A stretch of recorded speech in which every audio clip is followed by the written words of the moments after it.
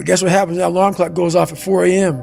to train. I don't want to be a SEAL today. Or I don't want to be whatever today. I'll start tomorrow. You hate me because you're probably in the bed right now. You're probably an underachiever. You're probably somebody who doesn't want to do anything with your life.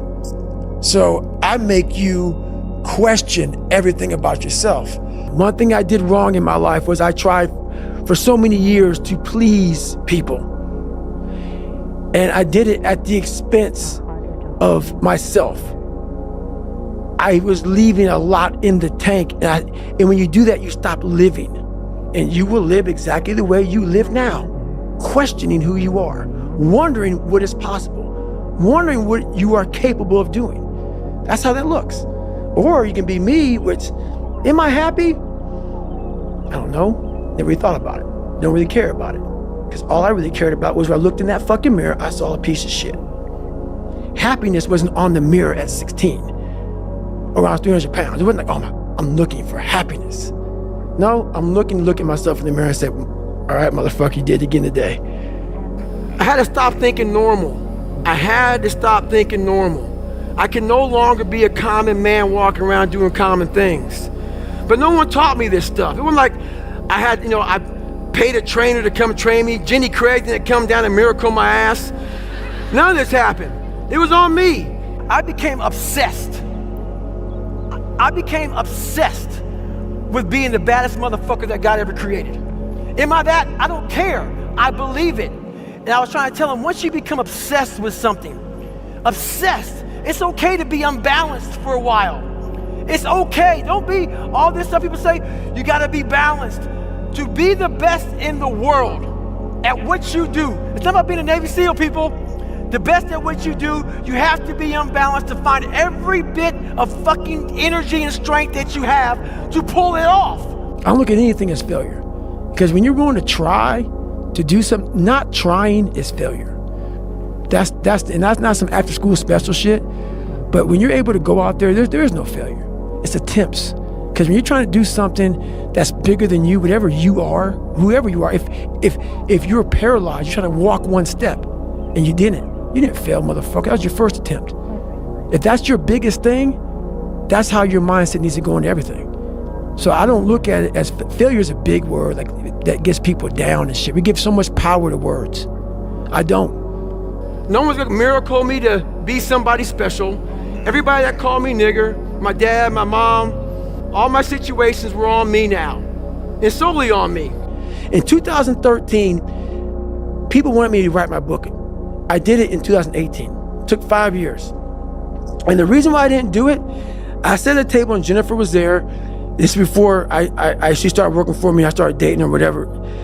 And all these people were there. And they're like, man, you gotta go on social media. And I was like, fuck you, man. Like, I'm not, it's poison.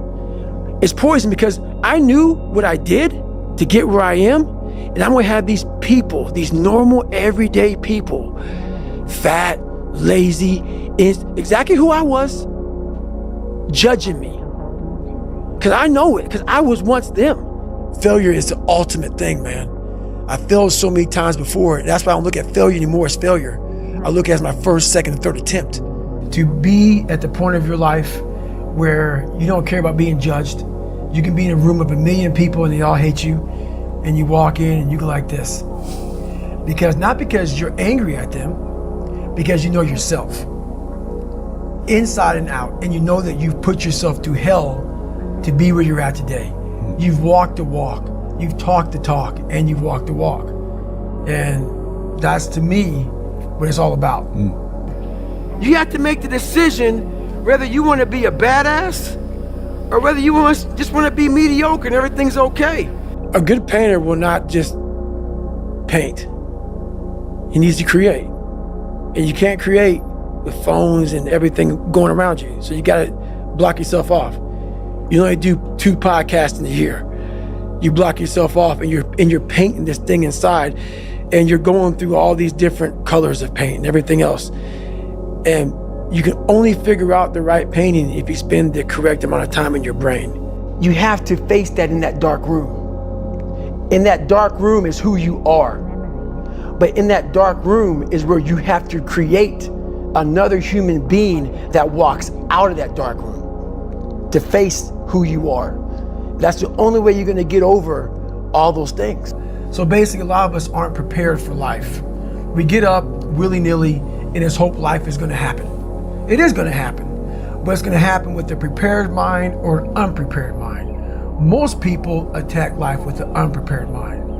What I do is I try to account for all things that could happen, might happen, probably will happen, and then the unknowns. Whenever you think you can't, the confidence comes from the thing that you built. You must build belief. You must build confidence. It can't be like, hey, I'm gonna go knock that shit out. You gotta look over here and say, I can knock that shit out. It's belief, and it's built on what you put in to yourself. I had to miserably wake up every morning in the cold, because it was Indiana, November when it started. I was miserable. This is your new life. Take it or leave it. There's no happiness about it. There's no peace behind it. It sucks. You gotta live with that. And I lived with it for a lot of years. And so I sat back and said, okay, all right, I know what this takes. And when you sit back, as fucked up as I was, and I had a laundry list, a table like this of what I have to do to become just a human being, I understand that guy. I understand exactly where you're coming from. That is your personal opinion, and I totally get that. But there's very few people in this world who want to do a job like that. And it takes a different kind of mindset. Is it tear gas appropriate? I don't know. How hard that training is, I don't expect anybody to understand it, but 1%. But the loud voices of this world are the 99% who don't understand exactly what you have to do. I became the most obsessed person on the planet Earth. And I was basically, I had to invent a guy that didn't exist. I lived a life so disciplined that everybody that I once looked to, these fake characters, I built that as a man. And when I was younger, I had this image in my mind of what does a man look like to me? And I got all these people who were badasses, characters. And in my mind, I became that. I don't quit. You know, I may not make it the first time, but I'll come back. I gotta call an audible. I gotta fucking get my head back in the game. I gotta figure this shit out. It doesn't mean you leave. It means you study it more. When do you rest? When do you recover? Yeah. And I don't want to scare people, but the truth answer is, I don't take any days off. That I turned a person this fucked up into this motherfucker right here. Not off of reading a fucking book off a theorist. Off of going to work on myself and saying, I don't know how to do this, but I know that to get over there to that fucking side, I gotta grind myself into a fucking fine powder. And I did it.